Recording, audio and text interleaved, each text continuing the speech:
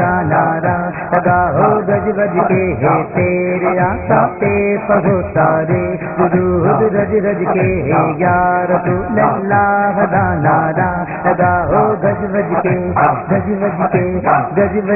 है या रसूल अल्लाह दानारा लगा हो गज गज के नाराए रिसालत या रसूल अल्लाह नाराए रिसालत या रसूल अल्लाह नाराए रिसालत या रसूल अल्लाह या रसूल अल्लाह दानारा लगा हो गज गज के है तेरे आका पे पहुँचारे दुरूद रज रज के सल्ले अला नबीना सल्ले अला मुहम्मदिन सल्ले अला शफीना सल्ले अला मुहम्मदिन या रसूल अल्लाह के वास्ते मिल जाए दिलों का। बिस्मिल्लाहिर रहमानिर रहीम अल्हम्दुलिल्लाहि रब्बिल आलमीन नशहदु अल्ला इलाहा इल्लल्लाह व नशहदु अन्ना मुहम्मदन अब्दुहु व रसूलुहु अल्लाहुम्मा सल्लि व सल्लिम व बारिक अला रसूलिका व हबीबिका सय्यदिना मुहम्मद وعلى آل وأصحاب سيدنا ومولانا محمد وعلى جميع الأنبياء والمرسلين ومن اقتدى بهديهم إلى يوم الدين أما بعد أعوذ بالله من الشيطان الرجيم بسم الله الرحمن الرحيم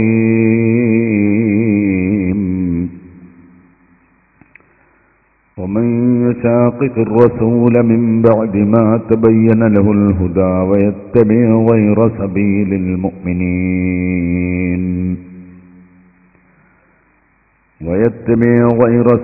المؤمنين نوله ما تولى ونصله جهنم وساءت مصيرا صدق الله العلي العظيم صدق وبلغ رسوله النبي الكريم ونحن على ذلك من الشاهدين الشاكرين والحمد لله رب العالمين يا رب صل على من حل بالحرم طه الرسول الذي قد خص بالكرم يا رب بالمصطفى بلغ مقاصدنا واغفر لنا ما مضى يا واسع الكرم.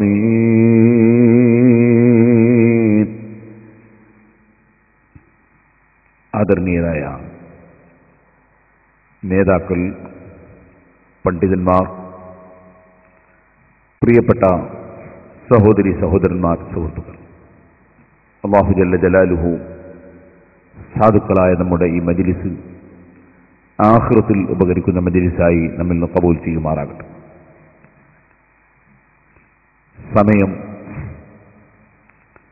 അല്പം വൈകിയിട്ടുണ്ട്. അതിനാൽ നീണ്ട സമയം സംസാരിക്കുന്നില്ല. ഞാൻ ചുരുങ്ങിയ സമയം മാത്രം സംസാരിച്ചുകൊണ്ട് എൻ്റെ വാക്കുകൾ അവസാനിപ്പിക്കും. അൽഹംദുലില്ലാഹ്,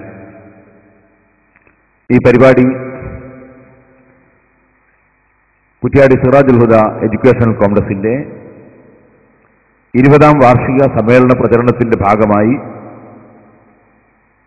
നമ്മുടെ എറണാകുളത്തുള്ള അഹ്ലുസുന്നത്തി വൽ ജമാഅത്തിന്റെ സംഘടനകളുടെ പ്രവർത്തകന്മാർ സംയുക്തമായി ഈ പ്രദേശത്തുള്ള നല്ലവരായ ജനങ്ങളുടെ, ഇതിന്റെ ചുറ്റുഭാഗത്തുള്ള മുഅ്മിനീങ്ങളുടെ സഹകരണത്തോടുകൂടി സംഘടിപ്പിച്ചിട്ടുള്ളതാണ്. അല്ലാഹു ഈ ജമാഅത്തിനും ഈ പ്രദേശത്തിനും ഇതിന്റെ പരിസരങ്ങൾക്കും ലോകത്തുള്ള എല്ലാ മുഅ്മിനീങ്ങൾക്കും അല്ലാഹു സർവ്വ അനുഗ്രഹങ്ങളും നൽകുമാറാകട്ടെ.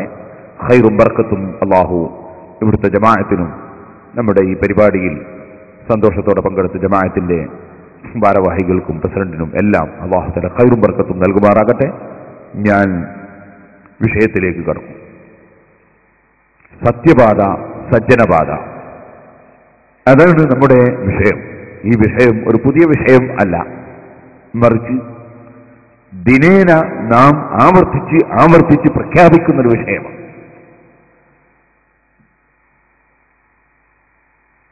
എപ്പോൾ നാം ഖിബലയിലേക്ക് തിരിഞ്ഞ് ശുദ്ധിയോടുകൂടി ബുദ്ധിയുള്ള മനുഷ്യൻ എല്ലാ ദിവസവും ചുരുങ്ങിയത് നിർബന്ധമായും 17 പ്രാവശ്യം അല്ലാഹുവിനോട് പ്രഖ്യാപിക്കുന്ന ഒരു വിഷയമാണ് നമ്മുടെ ഇന്നത്തെ ചർച്ചാ വിഷയം.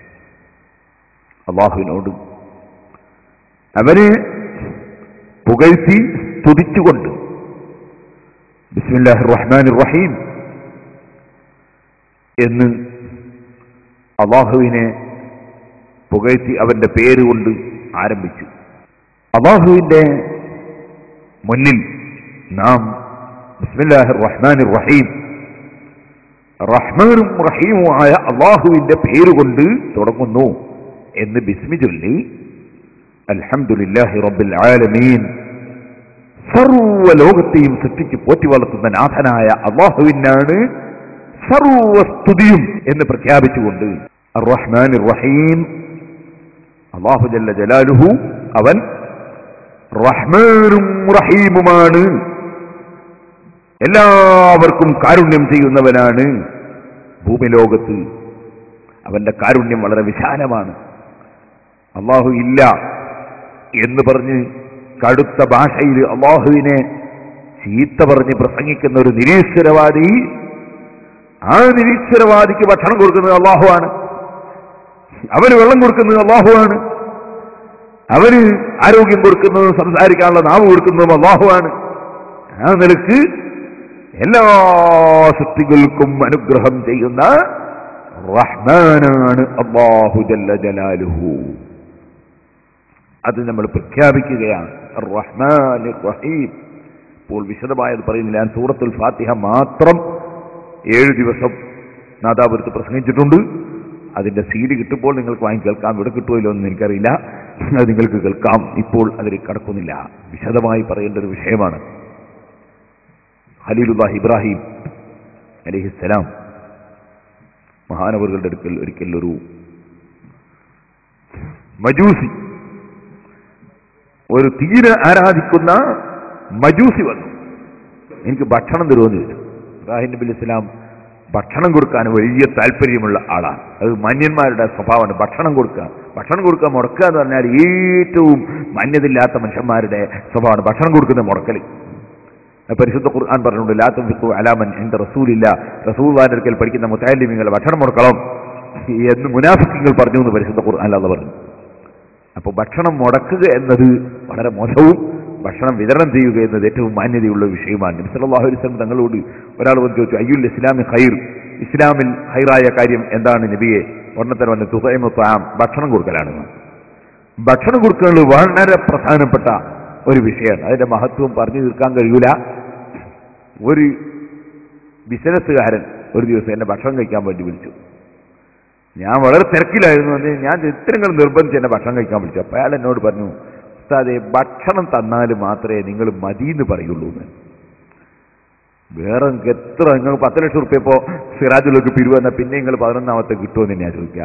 ഭക്ഷണം ഇങ്ങനെ ഇട്ടുതരും നിങ്ങൾ പറയും മതി മതി മതി മതി എന്ന് പറയും, വേറൊന്നും പറയില്ല. എനിക്ക് നല്ല രസം തോന്നി അയാളെ വാക്ക് കേട്ടപ്പോൾ. ഭക്ഷണം കൊടുക്കുക എന്ന് തന്നെ അത് മാത്രമല്ല, ഭക്ഷണം കൊടുക്കുക എന്ന് പറഞ്ഞത് മനുഷ്യന്റെ ശരീരത്തിന് നമ്മളൊരു ചെറിയ ഷെയർ കൂടലാണ്. കാരണം നമ്മളെ ഭക്ഷണം കൊണ്ടുണ്ടാകുന്ന സെല്ല്, അതുകൊണ്ടുണ്ടാകുന്ന മാംസം, അതിന് നമ്മൾ കൂടി അയാളെ ഭക്ഷണം, അയാളുടെ ശരീരത്തിന് ചെറിയ ഷെയർ. അപ്പൊ ആ നിലയ്ക്ക് വലിയ മഹത്വമുള്ളതാണ് ഭക്ഷണം കൊടുക്കൽ. മനുഷ്യന്റെ ജീവൻ രക്ഷിക്കാനുള്ള, മനുഷ്യന്റെ ആരോഗ്യം രക്ഷിക്കാനുള്ള അങ്ങനെ ഒരുപാട് വിഷയങ്ങളുണ്ടല്ലോ. അതുകൊണ്ട് ഭക്ഷണം കൊടുക്കാനുള്ള ഏറ്റവും വലിയ ഒരു സംസ്കാരമാണ് ഭക്ഷണം വിതരണം ചെയ്യുക. ഭക്ഷണം മുടക്കുക എന്ന് പറയുന്നത് ഏറ്റവും മോശക്കാരുടെ ഏർപ്പാടാണ്. ചില ആളുകളുണ്ട് ഒരിക്കലും ഭക്ഷണം കഴിക്കാത്തവരും ബാപ്പ മരിച്ചാൽ കുറച്ച് ഭക്ഷണം കഴിക്കും, അതും കൂടി മുടക്കാൻ നടക്കുന്ന മനുഷ്യന്മാരുണ്ട്. സുബ്ഹാനല്ലാഹ്, അല്ലാഹു തആല നന്നാകട്ടെ.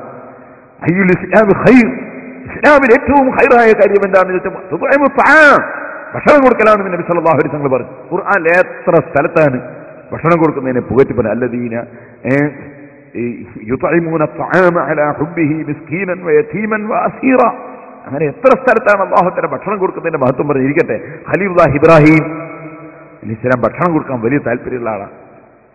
അപ്പൊ ഇബ്രാഹിം നബി അലൈഹി സ്വലാത്തു വസ്സലാമിന്റെ അടുക്കൽ ആ താല്പര്യം കൊണ്ടാണല്ലോ നിങ്ങൾ കണ്ട ഖിയാമത്ത് നാൾ വരെ ഇബ്രാഹിം നബിയെ അനുസ്മരിച്ചുകൊണ്ട് ആണ്ടിലൊരിക്കൽ ഭക്ഷണം കൊടുക്കാമല്ലോ. അതാണല്ലോ ചിലർക്ക് മനസ്സിലാവൂല. അവർ കൊടുക്കുന്നുണ്ട് ഇബ്രാഹിം നബിയുടെ സ്മരണക്കായിട്ട് ഭക്ഷണം 4 ദിവസം. ദുൽഹജ്ജ് 10, 11, 12, 13 4 ദിവസം ഉദ്ഹിയ്യത്ത്. അതെന്താ സംഗതി?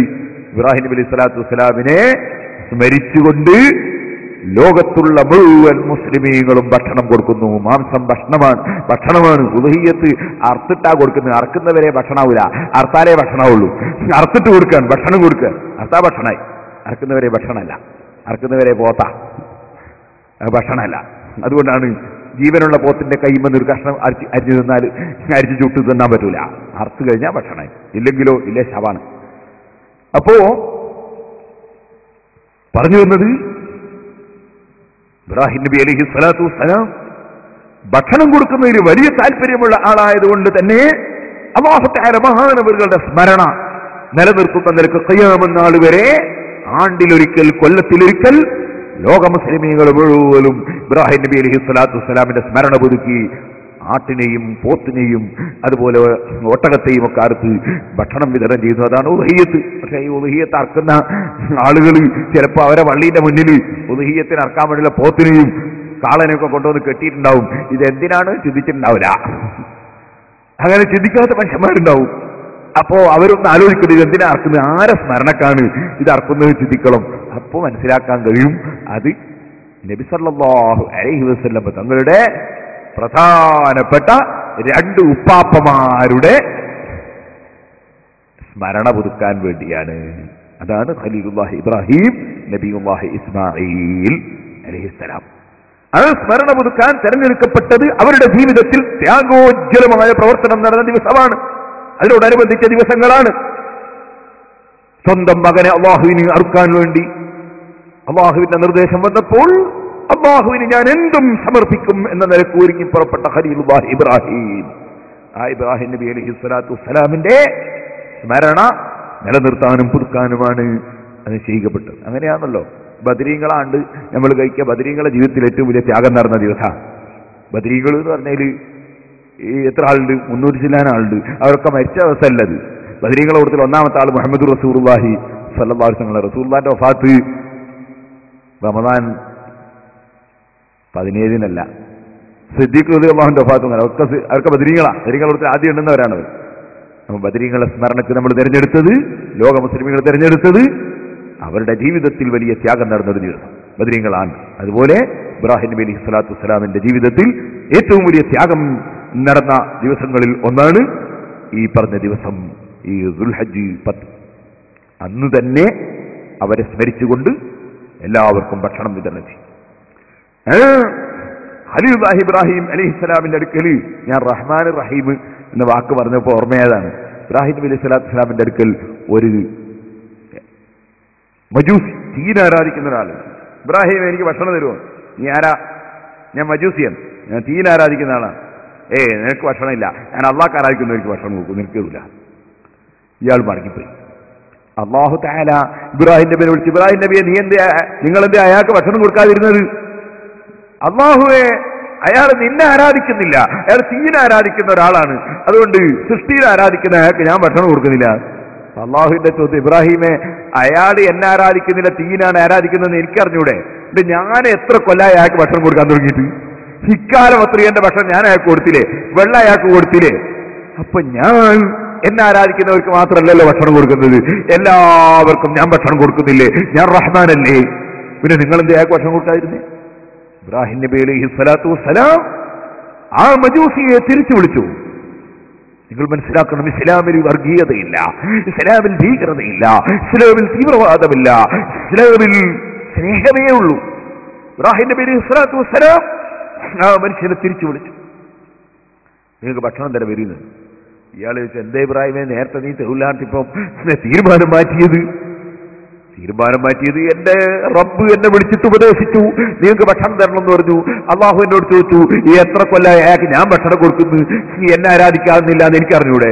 എന്നിട്ട് ഞാൻ ഭക്ഷണം കൊടുത്തില്ലേ? പിന്നെ നിങ്ങളെന്തിന് ഒരു നേരത്തെ ഭക്ഷണം ചോദിക്കുമ്പോ നിങ്ങളെ മതം ഏത്, നിങ്ങളെ പാർട്ടി ഏത്, കക്ഷി ഏത് എന്നൊക്കെ ചോദിക്കണോ? ഓ അങ്ങനെയാണല്ലേ? ആ മജൂസി എവിടെ എന്ന് ചിന്തിക്കുകയാണ്, എന്തൊരു കാരുണ്യമുള്ള റബ്ബാണിത്. കാരണം ഞാൻ ഇതുവരെ ആരാധിച്ചത് തീയിനെയാണ്. ഞാൻ ആരാധിക്കുന്ന തീയിന്റെ സ്വഭാവം എന്താണ്? തീയിന്റെ സ്വഭാവം കടുത്ത ഭീകരൻ, കടുത്ത അക്രമി, ഒരു നന്ദിയില്ലാത്ത സാധനം, ക്രൂരൻ. അങ്ങനെയല്ലേ തീ? നിങ്ങൾ കണ്ടില്ലേ? ഇപ്പോ എന്താണ് ഈ സ്ഥലത്തിന്റെ പേര്? വെങ്ങോല. വെങ്ങോലയിൽ തീരെ തീയില്ലാത്തത് കൊണ്ട് ഒരു ഉണക്ക ഓല കൊണ്ടുവന്ന് ഒരാള് മറ്റൊരു രാജ്യത്ത് നിന്ന് വെങ്ങോലയിൽ ഒരു തീ എടുത്തുകൊണ്ടുവന്ന് അങ്ങനെ ഇവിടെ ഒരു ഓലക്ക് തീ കൊടുത്തു. അങ്ങനെ ഓല ഇങ്ങനെ കത്തുകയാണ്. ഓല എന്ന് ഞങ്ങളെ നാട്ടിൽ പറയും, ഇവിടെ എന്താ പറയാൻ എനിക്കറിയില്ല. ഓല കത്തുകയാണ്. ആ ഓല കത്താൻ വേണ്ടിയുള്ള തീ അപ്പുറത്തൊരു രാജ്യത്ത് നിന്ന് എടുത്തുകൊണ്ടുവന്നതാണ്. ആ കൊണ്ടുവന്ന മനുഷ്യൻ ഈ തീയിന് ഭക്ഷണം കൊടുക്കാൻ, തീയിന്റെ ഭക്ഷണം വിറകാൻ അങ്ങനെ ഭക്ഷണം കൊടുത്തുകൊണ്ടിരിക്കുമ്പോ അയാൾ അറിയാതെ വിരൽ കൊച്ചങ്ങട്ട് അടുത്തുപോയി തീയുമായിട്ട്. എന്നാലോ തീ അപ്പ പൊള്ളിക്കൂ ആ മനുഷ്യനെ. ഈ തീയിന്റെ ഒരു ക്രൂരത നോക്ക് നിങ്ങൾ. എന്നെ ഇയാൾ കൊണ്ടുവന്നതാണ്, എന്നെ ഇയാൾ സൽക്കരിച്ചതാണ്, എനിക്ക് ഭക്ഷണം തന്നതാണ്, അപ്പൊ അറിയാതെ ഞാനായിട്ടൊന്ന് അടുത്തു പോയതാണ് എന്ന് മനസ്സിലാക്കിയിട്ട് അയാളെ പൊള്ളിക്കാതിരിക്കൂല, തീ അപ്പ പൊള്ളിക്കും. ഈ ഇത്ര ക്രൂരത ഉള്ള സാധനമാണ് തീ. ആ തീനെയാണല്ലോ ഞാൻ ഇതുവരെയും ആരാധിച്ചത്.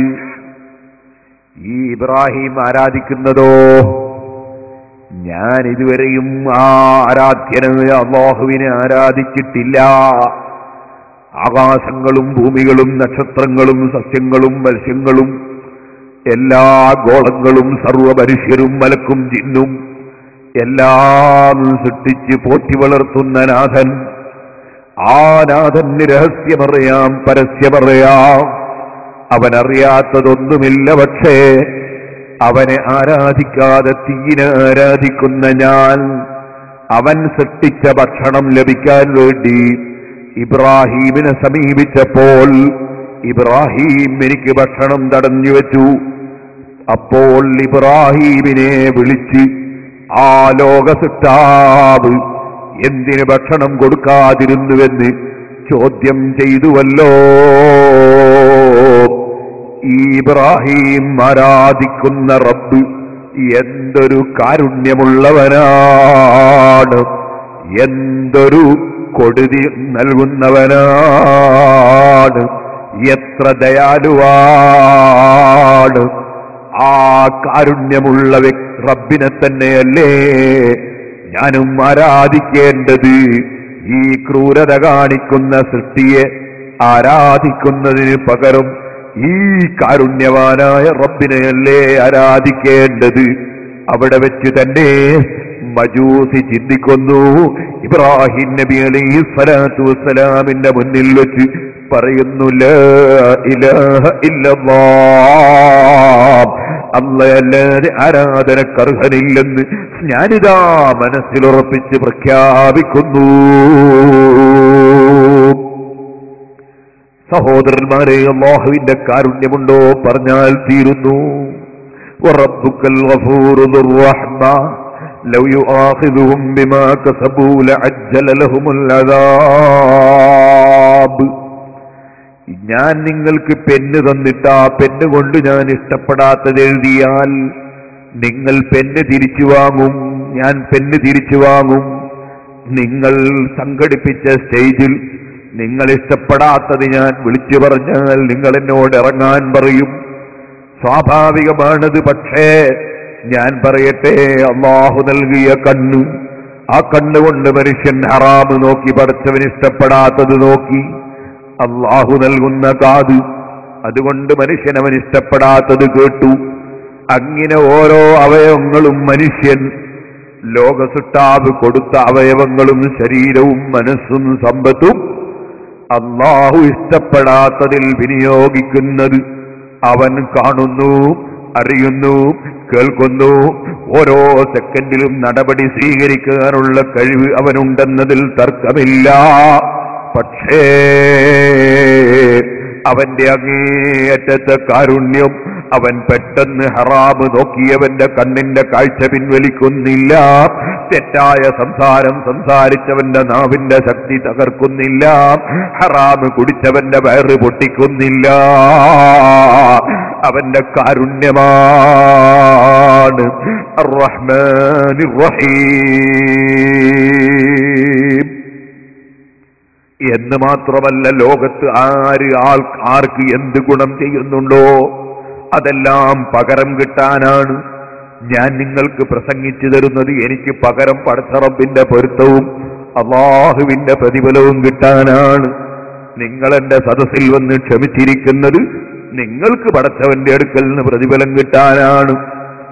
ബാപ്പ മക്കളെ പോറ്റി വളർത്തുന്നത് ആ വകയിൽ പടച്ച റബ്ബിന്റെ പ്രതിഫലം കിട്ടാനും മക്കളെ കൊണ്ട് ഉപകാരം കിട്ടാനുമാണ്. ആകയാൽ ഏത് മനുഷ്യൻ എന്ത് ചെയ്യുന്നുണ്ടെങ്കിലും ആർക്കെന്ത് കൊടുക്കുന്നുണ്ടെങ്കിലും അതെല്ലാം പകരം കിട്ടാനാണ്. പടച്ച റബ്ബോ, റബ്ബിന്റെ കൊടുതി ഒരിക്കലും തന്നെ അവന് പകരം അങ്ങോട്ടെന്തെങ്കിലും ലഭ്യമാകൽ ആവശ്യമുണ്ടായിട്ടല്ല. എന്റെ നിസ്കാരമോ നോമ്പോ സക്കാത്തോ ഹജ്ജോ പ്രസംഗമോ സദഖയോ ഒന്നും അവൻ ആവശ്യമില്ല. വലിയുൻ അനിൽ ആലമീൻ, സർവ സൃഷ്ടികളിൽ നിന്നും ഒരാവശ്യവും ഇല്ലാതെ ഐശ്വര്യമുള്ളവനാണ് അല്ലാഹ്. പിന്നെ അവന്റെ കൊടുതിയോ, അവന്റെ കൊടുതി മുഴുവനും ഔദാര്യമാണ്. അവന് യാതൊരു ഗുണവും അങ്ങോട്ട് കിട്ടാനല്ല, ആർക്കും ഇവിടെ അങ്ങോട്ടൊന്നും ചെയ്തു കൊടുക്കാൻ കഴിയില്ല. അപ്പൊ അവന്റെ തീർത്തും അനുഗ്രഹമാണ്. ആ റബ്ബ് അർ-റഹ്മാനിർ റഹീം. ഇവിടെ മുസ്ലിമിനും അമുസ്ലിമിനും ധിക്കാരിക്കും തമ്മാടിക്കും ഭക്തരും എല്ലാവർക്കും കൊടുക്കുക എന്നത് അവന്റെ നയമാണെങ്കിൽ റഹീം, ഇവിടെ വിശ്വസിക്കേണ്ടത് വിശ്വസിക്കുകയും പ്രവർത്തിക്കേണ്ടത് പ്രവർത്തിക്കുകയും ചിന്തിക്കേണ്ടത് ചിന്തിക്കുകയും സംസാരിക്കേണ്ടത് സംസാരിക്കുകയും അങ്ങനെ ഓരോന്നും അവന്റെ നിയമപ്രകാരം. അവനല്ലേ സൃഷ്ടാവ്, സൃഷ്ടാവിന് അധികാരമില്ലേ അവൻ സൃഷ്ടിച്ച വസ്തു എങ്ങനെ എപ്പോൾ എങ്ങനെ എവിടെ ചെലവഴിക്കണമെന്ന് എങ്ങനെ വർക്ക് ചെയ്യിപ്പിക്കണമെന്ന് പറഞ്ഞൊരു കാറ്റലോഗ് കൊടുക്കാൻ അധികാരം അവനില്ലേ? അവൻ കൊടുത്ത കാറ്റലോഗാണ് ശരീഅത്തിന്റെ നിയമം. ആ നിയമമനുസരിച്ച്, ശരീഅത്തിന്റെ നിയമമനുസരിച്ച് അതാ ശരീരത്തിലെ അവയവങ്ങളും മനസ്സും ശരീരവും സമ്പത്തും എല്ലാം വിനിയോഗിക്കുന്ന മനുഷ്യൻ, ആ മനുഷ്യന് പാരത്രിക ലോകത്ത് അവന്റെ കാരുണ്യമാണ്, അവന്റെ സമ്മാനമാണ്. അത് കൊടുക്കുന്ന റബ്ബാണ് അല്ലാഹ് അർ-റഹീം. മാലികി യൗമിദ്ദീൻ. എല്ലാവരും ഒരുപോലെ ആയിക്കൂടാ സഹോദരന്മാരെ. ഒരു തെറ്റും ചെയ്യാതെ ഭക്തനായി ജീവിച്ച മനുഷ്യനും നേരെ മറിച്ച് എത്രയോ നിരപരാധികളെ കൊന്നൊടുക്കിയ ഭീകരനും ഒരുപോലെയാകാൻ പറ്റുമോ? പറ്റില്ലല്ലോ. എന്നാൽ നന്മ ചെയ്തവന് നന്മയും തിന്മ ചെയ്തവന് തിന്മയുടെ പ്രതിഫലവും കൊടുക്കാനൊരു ദിനം അവൻ നിശ്ചയിച്ചിരിക്കുന്നു. ആ നിശ്ചയിച്ച ദിനത്തിന്റെ അധിപനാണ് അല്ലാഹ്. അതാണ് മാലിക് യൗമിദ്ദീൻ. പിന്നെ റബ്ബിനോട് പറയുന്നത് എന്താണ്? ഇയ്യാക നഅ്ബുദു വ ഇയ്യാക നസ്തഈൻ. അല്ലാഹുവേ, നിനക്ക് മാത്രം ഞങ്ങൾ ആരാധന നടത്തുന്നു, നിന്നോട് മാത്രമേ ഞങ്ങൾ തേടൂ എന്ന് പറയുന്നില്ല, നിന്നെ മാത്രമേ ഞങ്ങൾ ബഹുമാനിക്കൂ എന്ന് പറയുന്നില്ല. കാരണം പലതും പലരോടും മനുഷ്യന് തേടേണ്ടി വരും. അതുപോലെ പലതിനെയും പലരെയും മനുഷ്യൻ ആദരിക്കേണ്ടി വരും.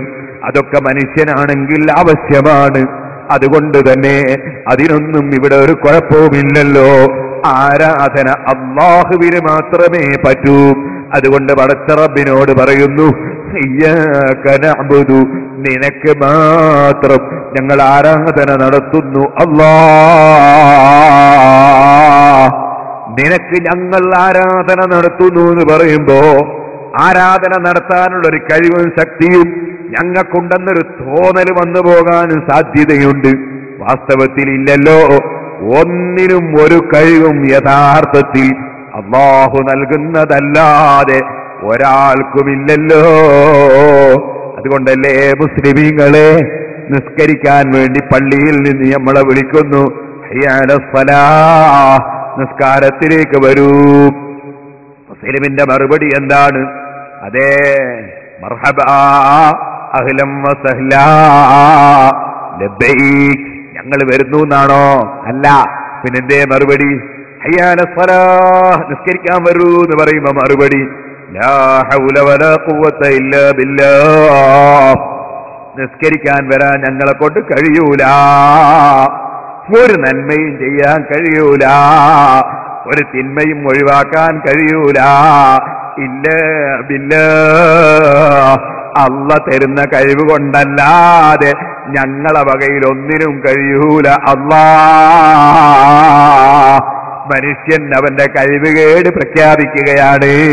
ജീവിച്ചിരിക്കുന്നവർക്കുമില്ല കഴിവ്, മരിച്ചവർക്കുമില്ല കഴിവ്, വലിയവർക്കുമില്ല കഴിവ്, ചെറിയവർക്കുമില്ല കഴിവ്.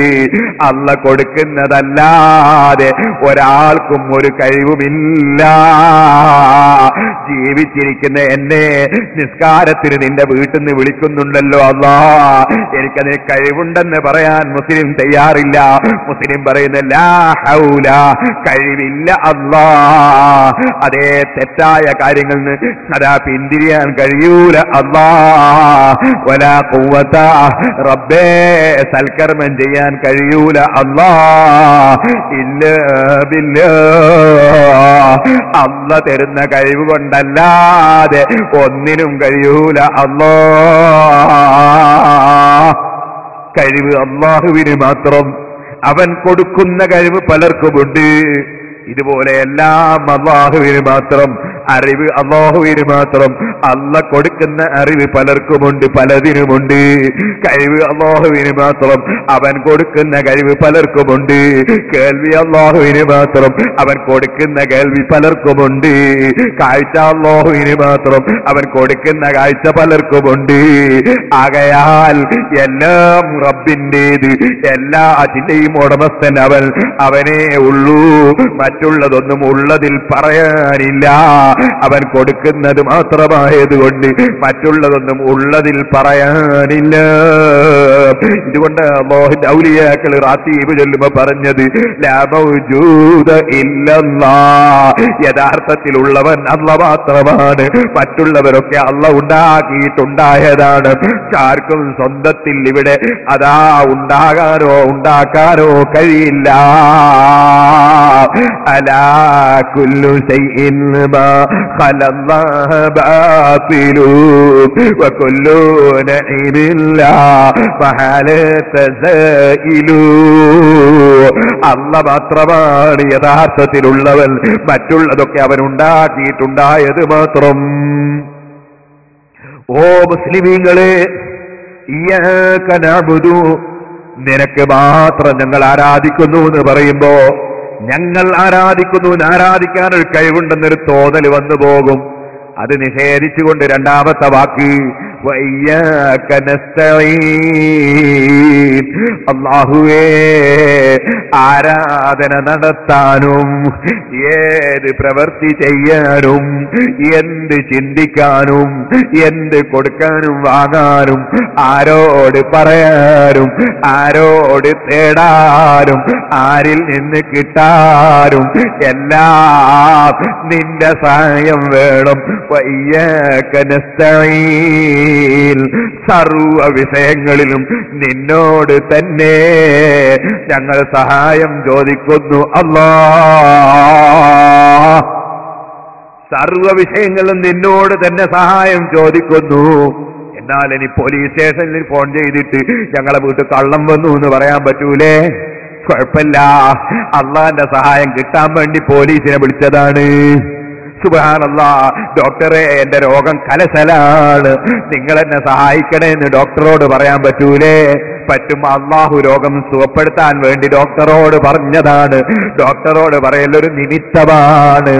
അതേ, എഞ്ചിനീയറോട് ഈ ബിൽഡിംഗ് ഒന്ന് നന്നായി പണിതു തരണമെന്ന് പറഞ്ഞാൽ അങ്ങനെ പറയാൻ പറ്റൂലേ?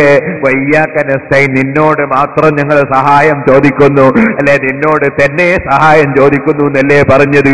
നീ എന്ന് പറഞ്ഞതിൽ എഞ്ചിനീയർ പെടൂലല്ലോ, ഡോക്ടർ പെടൂലല്ലോ, അതേ പണക്കാരൻ പെടൂലല്ലോ, ആരോഗ്യമുള്ളവൻ ഉൾപ്പെടൂലല്ലോ. സുബ്ഹാനല്ലാഹ്, വെള്ളത്തിലൂടെ ഒലിച്ചു പോകുന്ന ഒരു മനുഷ്യൻ, തോണിയും കൊണ്ടുപോകുന്ന ഒരു മനുഷ്യനോട് എന്നെ രക്ഷിക്കണേ എന്ന് പറഞ്ഞാൽ ഇയ്യാക നസ്തഈൻ എന്ന് പറഞ്ഞതിനെതിരാകുമോ? ഒരിക്കലും എതിരാകൂല. കാരണം ഈ മനുഷ്യൻ വിശ്വസിക്കുന്നു, ഒരു തോണിക്കാരനും എന്നെ രക്ഷിക്കാൻ കഴിയൂല, ഒരു പണക്കാരനും കഴിയൂല, ഒരു പോലീസിനും കഴിയൂല, ഒരു രാജാവിനും കഴിയൂല, ഒരു ആരോഗ്യമുള്ളവനും കഴിയൂല, ഒരു കോടതിക്കും കഴിയൂല, ഒരാൾക്കും കഴിയൂല അല്ലാഹ് സഹായിച്ചാലല്ലാതെ, അല്ല കൊടുക്കുന്ന സഹായം കൊണ്ടല്ലാതെ, അല്ല കൊടുക്കുന്ന കഴിവ് കൊണ്ടല്ലാതെ. അതുകൊണ്ട് ഞങ്ങൾ ആരോട് സഹായം ചോദിച്ചാലും ആരോടും ചോദിച്ചില്ലെങ്കിലും ഞങ്ങൾ എന്ത് പ്രവർത്തിക്കുകയാണെങ്കിലും എല്ലാ രംഗത്തും നിന്നോട് തന്നെ ഞങ്ങൾ സഹായം ചോദിക്കുന്നു അല്ലാഹ്. ഇത് പറഞ്ഞതിന് ശേഷം മുസ്ലിമായ മനുഷ്യൻ പറയുന്നത് എന്താണ്? ഏറ്റവും വലിയ സഹായം ഞങ്ങൾക്ക് കിട്ടണം അല്ലാഹ്. അതെന്താ? അതാണല്ലോ മനുഷ്യന്റെ ഹിദായത്ത് നിലനിൽക്കുക, മനുഷ്യന്റെ സന്മാർഗം നശിച്ചു പോകാതെ, സന്മാർഗം നശിച്ചു പോകാതെ, അതേ സന്മാർഗം നിലനിർത്തി കിട്ടുക. സത്യപാത, അതാണ് സന്മാർഗം. പാത എന്ന് പറഞ്ഞാൽ മാർഗമാണ്. അതേ സജ്ജനപാത, സത്യത്തിന്റെ പാത, അതിനേക്കാണ് ഞാൻ വരുന്നത്, അതാണ് നമ്മൾ വന്നത്, അതാണ് നമ്മൾ 17 പ്രാവശ്യം ചുരുങ്ങിയത് പറഞ്ഞത്. എന്താ റബ്ബിനോട് പറയുന്നത്? ഇഹ്ദിനസ് സിറാത്തൽ മുസ്തഖീം, നേരെയുള്ള പാതയിൽ ഞങ്ങളെ നീ വഴി നടത്തണം അല്ലാഹ്. നേരെയുള്ള വഴിയിൽ, നേരെയുള്ള മാർഗത്തിൽ ഞങ്ങളെ നീ വഴി നടത്തണം അല്ലാഹ്. അതാണ് ഏറ്റവും വലിയ സഹായം. മറ്റുള്ളതെല്ലാം താൽക്കാലികമാണ്. ആരോഗ്യം മരിക്കുന്നത് വരെയാണ്, ശരീരം മരിക്കുന്നത് വരെയാണ്, പണം മരിക്കുന്നത് വരെയാണ്, സ്നേഹിതന്മാരും കൂട്ടാളികളും അധികാരവും ഒക്കെ മരിക്കുന്നത് വരെയാണ്. എന്നെന്നും നിലനിൽക്കുന്ന ഗുണം അത് മരണശേഷം കിട്ടേണ്ടതാണ്. അത് കിട്ടണമെങ്കിൽ ആവശ്യം സന്മാർഗമാണ്. അതുകൊണ്ട് തന്നെ റബ്ബിനോട് ചോദിക്കുന്നത് ഏറ്റവും വലിയ സഹായം ഇഹ്ദിനസ് സിറാത്തൽ മുസ്തഖീം, നേരെയുള്ള വഴിയിൽ ഞങ്ങളെ നീ വഴി നടത്തണം അല്ലാഹ്. സുബ്ഹാനല്ലാഹ്. ആ നേരെയുള്ള വഴിയിൽ വഴി നടത്തുമെന്ന് പറഞ്ഞാൽ തന്നെ അള്ളാഹുവിന് മനസ്സിലാവൂലേ നേരെയുള്ള വഴി ഏതാണ്? അള്ളൊരു തിരിയാത്ത ആളാ, പറഞ്ഞാൽ തിരിയാത്ത ആളാ അള്ളാഹ്. നേരെയുള്ള വഴി ഏതെന്ന് അള്ളാഹുവിന് അറിയില്ലേ? പക്ഷേ അത് പോരാ. ഞാനും നിങ്ങളും 17 പ്രാവശ്യം നാവ് കൊണ്ട് പ്രഖ്യാപിക്കണം ഏതാണ് സത്യപാത, ഏതാണ് സന്മാർഗം, ഏതാണ് ശരിയായ മാർഗം. അത് നമ്മൾ പ്രഖ്യാപിക്കണം പടച്ചവന്റെ മുന്നിൽ. അതിനുവേണ്ടി അതാ റബ്ബ് നമ്മളെ പഠിപ്പിച്ചു. നമ്മൾ പറയണം സത്യപാത ഏതാണ്? സിറാത്തല്ലദീന അൻഅംത അലൈഹിം ഗൈറിൽ മഗ്മൂബി അലൈഹിം വലദ്ദാല്ലീൻ. അല്ലാഹുവേ, സത്യപാത ഏതാണ്? അത് സജ്ജനപാതയാണ് അല്ലാഹ്. സിറാത്തല്ലദീന അൻഅംത അലൈഹിം, നീ അനുഗ്രഹിച്ച സജ്ജനങ്ങളുടെ പാത, നീ അനുഗ്രഹിച്ച മഹാന്മാരുടെ പാത, അതാണ് അല്ലാഹ് സന്മാർഗം, നേരെയുള്ള മാർഗം അല്ലാഹ്.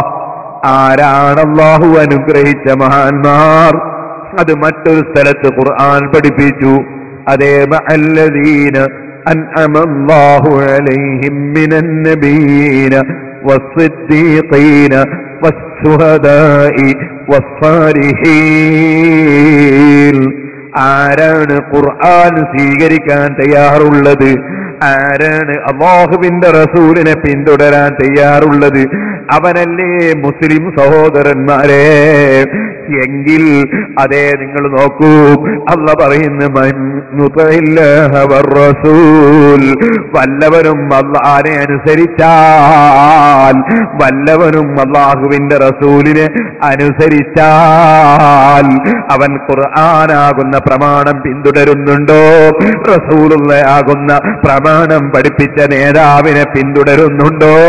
എന്നാൽ അദ്ദേഹത്തെ നിങ്ങൾക്ക് പെട്ടെന്ന് മനസ്സിലാക്കാൻ കഴിയും.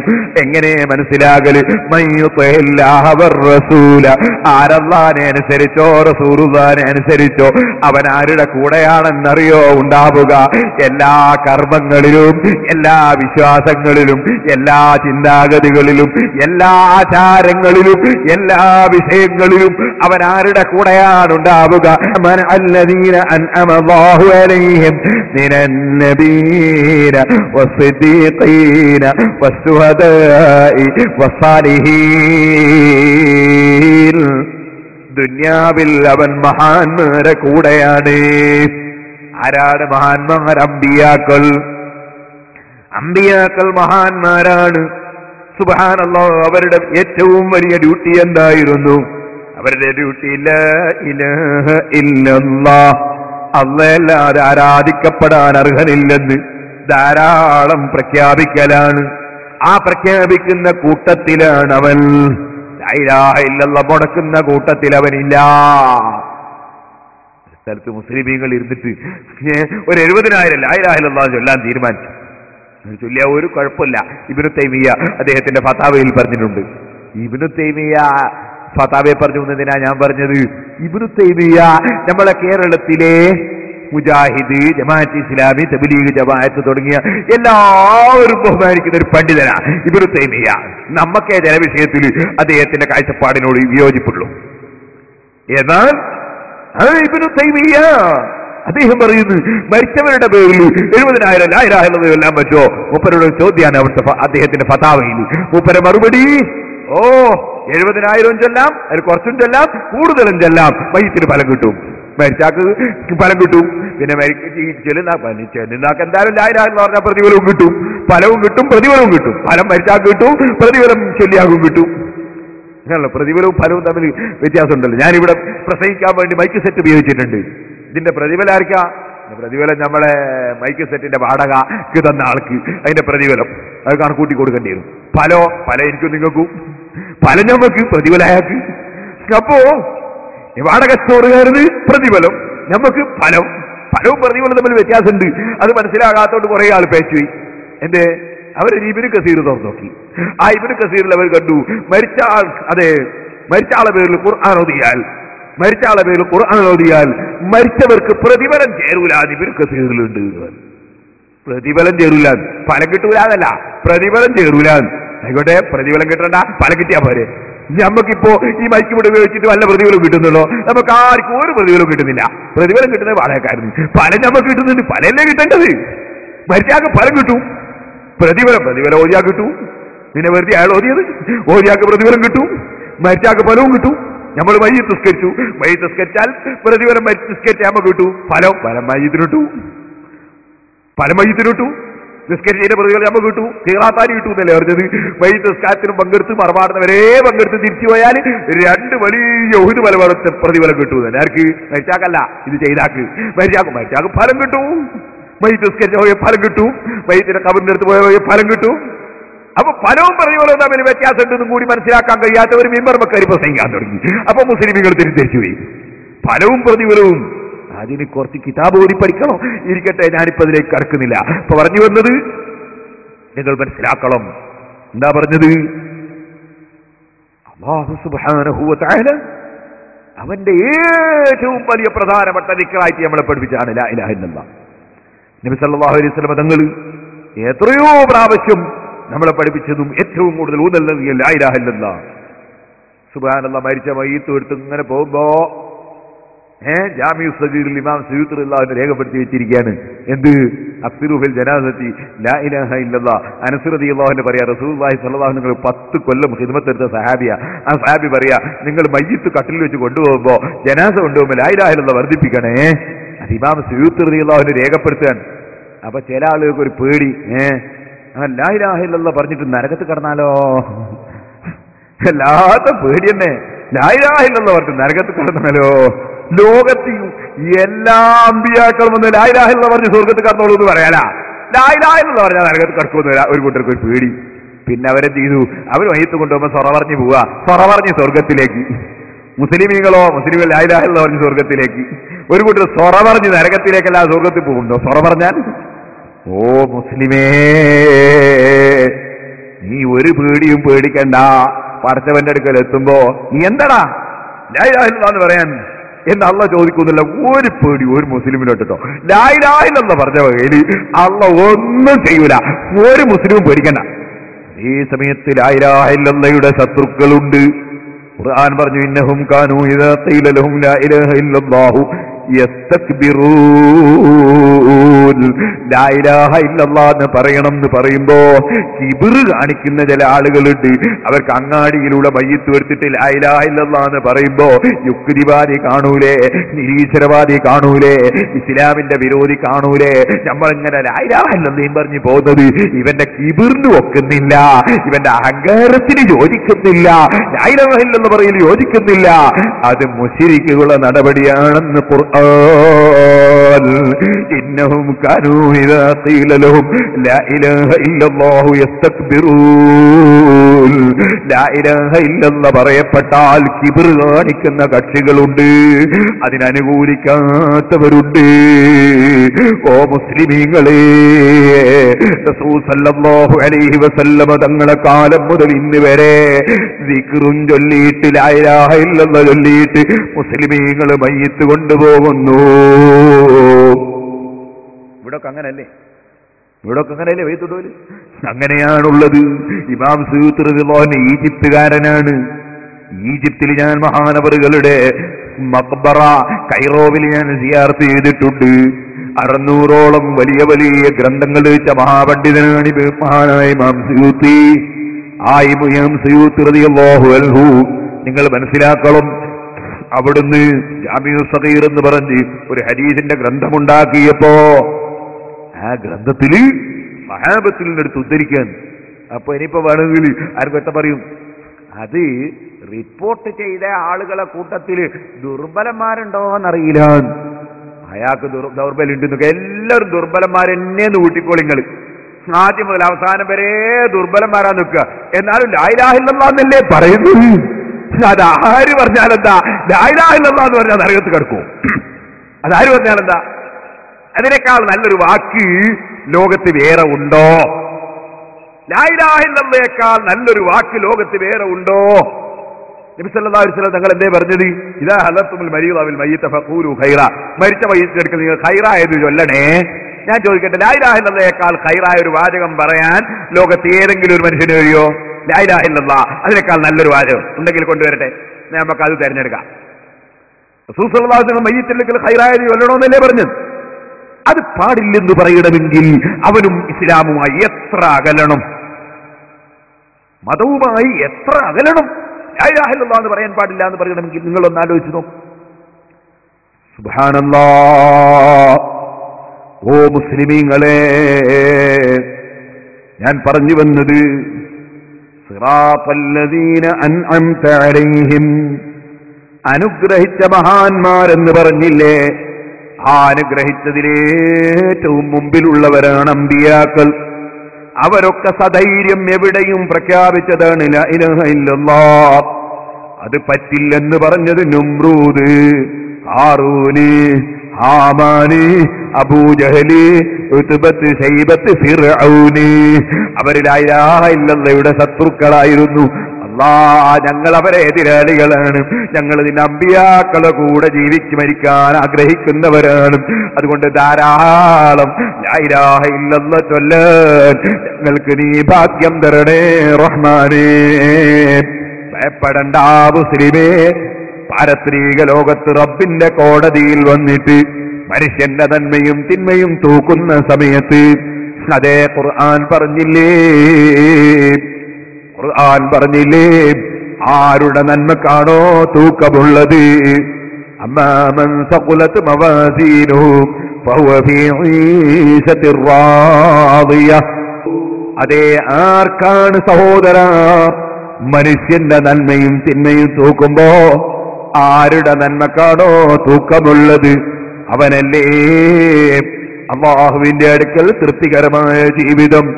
ഈ വിഷയം ലഭിക്കണമെങ്കിൽ നിങ്ങളറിയോ, നബി സല്ലല്ലാഹു അലൈഹി വസല്ലം പറയുന്നു, പടച്ചവന്റെ മുമ്പിൽ നന്മയും തിന്മയും തൂക്കുമ്പോ തൂക്കപ്പെടുന്ന ത്രാസിൽ തിന്മ വല്ലാതെ തൂങ്ങിക്കാണുമ്പോ മനുഷ്യൻ പേടിച്ച് ബേജാറാകുന്ന സമയം, അപ്പോഴാണ് അല്ലാഹുവിന്റെ ഓർഡർ. ലാ ഇലാഹ ഇല്ലല്ലാഹ് ചൊല്ലിയിട്ടുണ്ട് അദ്ദേഹം. ആ ലാ ഇലാഹ ഇല്ലല്ലാഹ് കൊണ്ടുവന്ന് ആ നന്മയുടെ ത്രാസിലെവിടെ വെക്കൂ.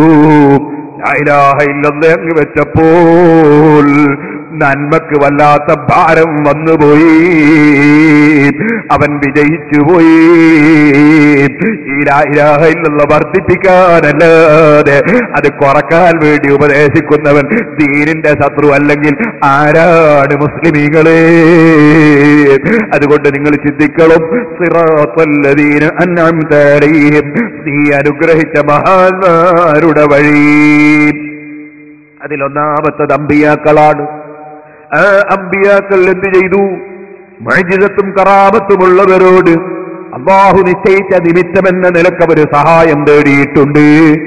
അല്ലാഹുവിനോട് അവർ ഉടമസ്ഥൻ എന്ന നിലക്ക് പ്രാർത്ഥന നടത്തിയിട്ടുണ്ട്.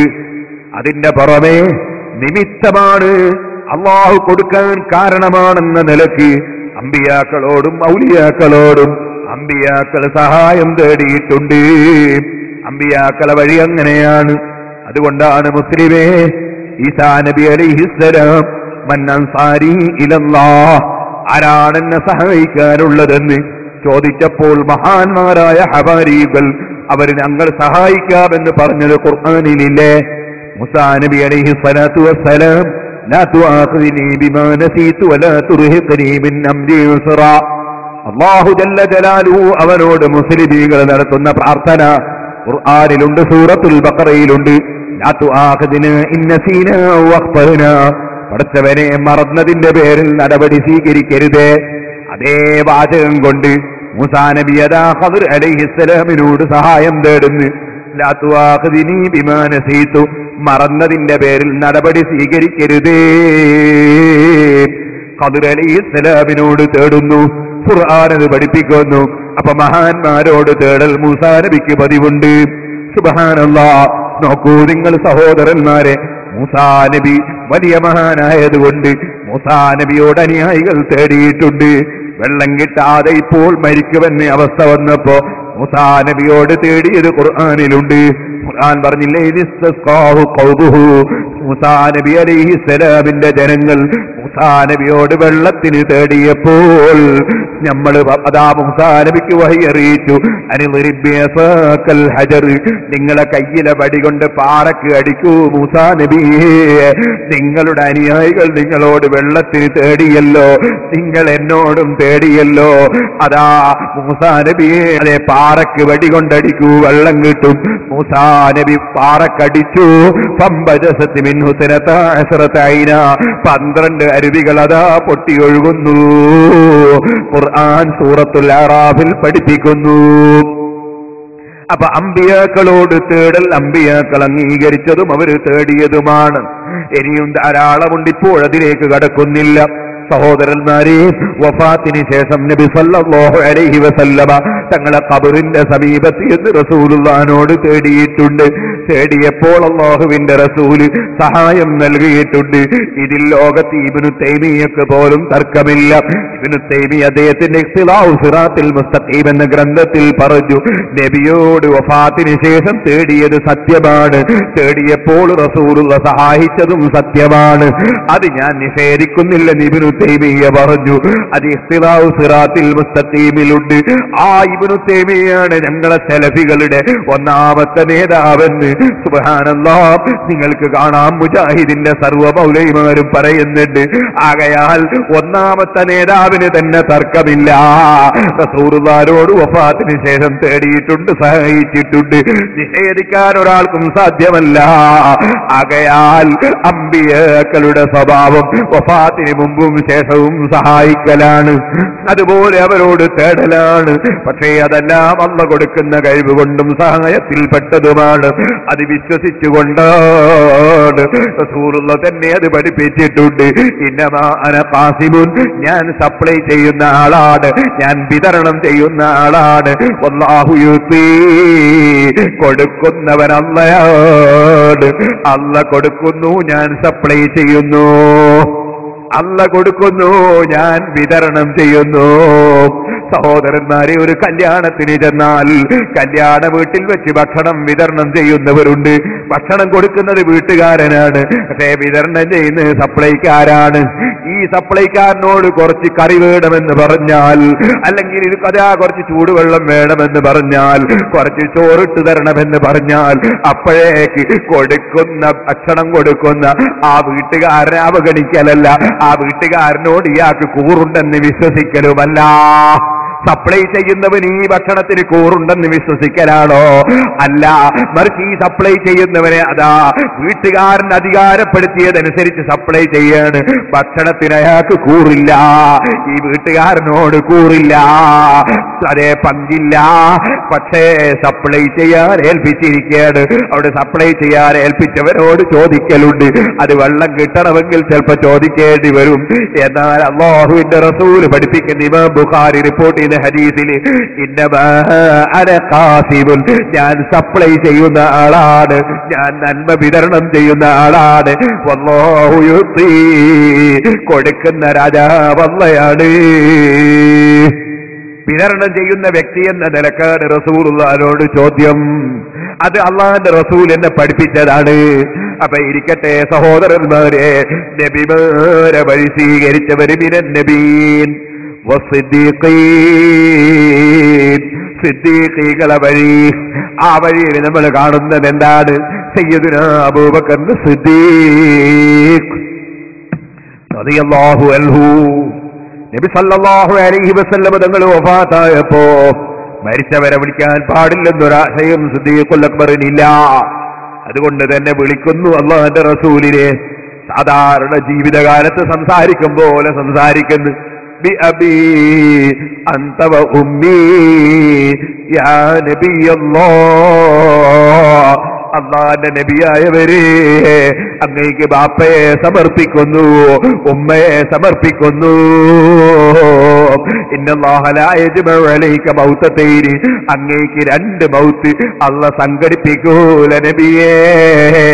അമ്മൽ മൗതത്തുല്ലതീ കുതിബത് അലൈക ഫഖദ് മുത്തഹാ, അങ്ങേക്ക് അല്ലാഹ് കണക്കാക്കിയ മൗത്ത് തങ്ങൾ മൗത്തായി കഴിഞ്ഞു നബിയേ. ഇപ്പോഴും മൗത്തായിട്ടില്ല എന്ന ധാരണയിലല്ല ഞാൻ വിളിക്കുന്നത്, മൗത്തായി എന്ന് ഉറപ്പിച്ചിട്ട് തന്നെയാണ് വിളിക്കുന്നത്. നബിയെ, അങ്ങേക്ക് എന്റെ ബാപ്പയെയും ഉമ്മയെയും സമർപ്പിക്കുന്നു നബിയെ. ഇത് ബുഖാരിയിലുള്ള ഹദീസാണ്. വഫാത്തിന് ശേഷം റസൂലുള്ളാഹി സ്വല്ലല്ലാഹു അലൈഹി വസല്ലം തങ്ങളെ വിളിച്ച് ഡയറക്റ്റ് സംസാരിക്കുന്നു. ജീവിതകാലത്ത് പറയുന്ന അതേ ഭാഷയിൽ പറയുന്നു. സിദ്ദീഖുൽ അക്ബറിന്റെ പാതയാണ്. എന്നാൽ ഇമാം ഗസാലി തങ്ങൾ ഈ രേഖപ്പെടുത്തിയതിൽ നിങ്ങൾക്ക് കാണാം, സിദ്ദീഖ് റളിയല്ലാഹു അൻഹു റസൂലുള്ളാഹിനെ വിളിച്ചിട്ട് ഒന്നുകൂടി പറഞ്ഞു.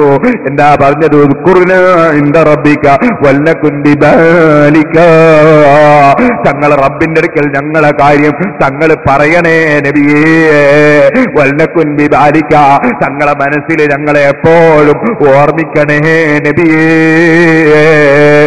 ആകയാൽ സിദ്ദീഖുൽ അക്ബർ റളിയല്ലാഹു അൻഹുവിന്റെ പാത റസൂലുള്ളാഹിനെ വിളിച്ച് തേടിയ പാതയാണ് കേട്ടോ. അത് ഇമാം ഗസാലി രേഖപ്പെടുത്തുന്നു. ഇമാം ബുഖാരി, അതെ ഞാൻ പറഞ്ഞില്ലേ റസൂലുള്ളാഹിനെ വിളിച്ചതും പറഞ്ഞതും ഇമാം ബുഖാരി സഹീഹുൽ ബുഖാരിയിലും രേഖപ്പെടുത്തുന്നു. വസ്സുഹദാഇ വസ്സാലിഹീൻ, ആരാണ് അല്ലാഹ് അനുഗ്രഹിച്ച മഹാന്മാർ? സുഹദാക്കളാണ്. സുഹദാക്കളിൽ ആരാണ് നിങ്ങൾക്കറിയില്ലേ? ഉഹദ് പർവ്വതത്തിന്റെ മേലെ നബി സല്ലല്ലാഹു അലൈഹി വസല്ലം തങ്ങൾ നിൽക്കുന്നു. ബുഖാരി പോലുള്ള ഹദീസിന്റെ ഗ്രന്ഥങ്ങളിൽ കാണാം.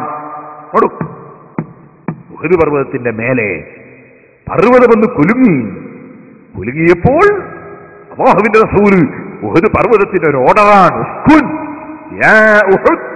അടങ്ങൂ ഉഹദേ, ചലിക്കല്ല, അടങ്ങൂ. എന്താണ് അടങ്ങാൻ തവസ്സുലാക്കുന്നത്? അടങ്ങാൻ പറയുമ്പോൾ എന്താണ് അല്ലാഹുവിന്റെ റസൂല് അതിൽ പറയുന്നത്? അടങ്ങിക്കിട്ടാൻ, ഉഹദിന്റെ കുലുക്കം അടങ്ങാൻ. ഇന്നമാ അലൈക നബിയ്യുൻ വസിദ്ദീഖുൻ വശഹീദാനി, നിന്റെ മേലെയുള്ളത് നബിയാണ്, സിദ്ദീഖാണ്, 2 ഷഹീദായി മരിക്കുന്ന ശുഹദാക്കളാണ്. ഇപ്പോഴും പറഞ്ഞു നടക്കൊരു കൂട്ടര് റസൂലുള്ളാഹിക്ക് പറഞ്ഞ കാര്യമൊന്നും അറിയില്ലട്ടോ. സുബ്ഹാനല്ലാഹ്. അല്ലാഹുവിന്റെ റസൂൽ വഫാത്തായിട്ട് കുറെ കൊല്ലം കഴിഞ്ഞതിന് ശേഷം ഉമർ ഇബ്നുൽ ഖത്താബ് റളിയല്ലാഹു അൻഹുവിനെ പള്ളിയിൽ വെച്ച് കുത്തിക്കൊല്ലുന്നതും ഉസ്മാൻ റളിയല്ലാഹു അൻഹു കഴുത്ത് വെട്ടി കൊല്ലപ്പെടുന്നതും മുൻകൂട്ടി പറയാണ് അല്ലാഹുവിന്റെ റസൂൽ പർവ്വതത്തോട്, ഉസ്കുൻ യാ ഉഹദ്, ഉഹദേ അടങ്ങൂ, ഇന്നമാ അലൈക നബിയ്യുൻ, നിന്റെ മേലുള്ള ആള് ഒന്ന് നബിയാണ്, വസിദ്ദീഖുൻ, ഒന്ന് സിദ്ദീഖാണ്, വശഹീദാനി, 2 ശുഹദാക്കളാണ്, ഉമർ ഇബ്നുൽ ഖത്താബ് ഉസ്മാൻ ഇബ്നു അഫ്ഫാൻ റളിയല്ലാഹു അൻഹുമാ. നിങ്ങൾ കണ്ടോ, ഇവിടെ നിങ്ങൾ മനസ്സിലാക്കണം, ഏത് പ്രശ്നങ്ങളും അടങ്ങാൻ പരിഹാരമാണ് മഹാന്മാരെ മദ്ഹ് പറയൽ. അല്ലാഹുവിന്റെ റസൂൽ പറഞ്ഞ മുഹമ്മദ് ഇബ്നു അബൂബക്കർ ഇബ്നു ഉമർ ഉസ്മാൻ എന്നല്ല പറഞ്ഞത്, പിന്നെ അവരെ പേരല്ല പറഞ്ഞത്, പിന്നെ അവരെ മദ്ഹ് നബിയുൻ, അതെന്റെ മദ്ഹ, ഞാൻ നബിയാണ്. വസിദ്ദീഖുൻ, അബൂബക്കറിന്റെ മദ്ഹാൻ, സിദ്ദീഖാൻ, വശഹീദാനി, ഉമർ ഇബ്നുൽ ഖത്താബിന്റെ മദ്ഹാൻ, ഉസ്മാൻ റളിയല്ലാഹു മദ്ഹാൻ, ശുഹദാക്കളാൻ. ഈ മഹാന്മാരെ മദ്ഹ് പറഞ്ഞാൽ കുലുങ്ങുന്ന പർവ്വതവും അടങ്ങുമെന്ന് മുഹമ്മദ് റസൂലുള്ളാഹി സല്ലല്ലാഹു അലൈഹി വസല്ലം പഠിപ്പിക്കുക. ചിലർക്ക് മഹാന്മാരെ മദ്ഹ് പറയുമ്പോൾ എന്തോ ഒരു അലർജിയാ, റസൂലുള്ളാഹിയായിട്ട് അകന്നു പോയതുകൊണ്ടാ, അല്ലാഹുവിന്റെ റസൂലുള്ളാഹിയായിട്ട് അകന്നു പോയതുകൊണ്ടാ. മഹാന്മാരെ മദ്ഹ് പറഞ്ഞാൽ, മഹത്വം പറഞ്ഞാൽ കുലുങ്ങുന്ന പർവ്വതം അടങ്ങുമെന്നാണ് മുഹമ്മദ് റസൂലുള്ളാഹി അവിടുത്തെ പ്രവർത്തനത്തിലൂടെ പഠിപ്പിച്ചത്. ഇവിടെ ഞാൻ പറഞ്ഞു വന്നത്, അപ്പൊ ഏറ്റവും വലിയ 2 ശുഹദാക്കളാണ് ഉമർ ഇബ്നുൽ ഖത്താബ്, ഉസ്മാൻ ഇബ്നു അഫ്ഫാൻ. അവരെ വഴി എന്താ? ഉമർ ഇബ്നുൽ ഖത്താബ് റളിയല്ലാഹു അൻഹു പ്രഖ്യാപിക്കുകയാണ്, 3 മുതലാക്കിയില്ല, 3 പോവും. 1 പോകുന്നല്ല, 1 പോകുന്നുള്ള പുത്തൻവാദാണ്. 3 പോകുന്ന ഉമർ ഇബ്നുൽ ഖത്താബ് റളിയല്ലാഹു അൻഹുവിന്റെ പ്രഖ്യാപനമാണ്. പിന്നെയോ തറാവീഹ് 20 റക്അത്ത് ഒറ്റ ജമാഅത്തായി സർവ്വ സഹാബത്തിന്റെയും യോജിപ്പോടെ തർക്കമില്ലാതെ നബി സല്ലല്ലാഹു അലൈഹി വസല്ലം തങ്ങളിൽ അവർ കണ്ട് മനസ്സിലാക്കിയ ആ നിസ്കാരം, അത് 3 ദിനമാണ് അവിടുന്ന് ജമാഅത്തായി നിസ്കരിച്ചത്.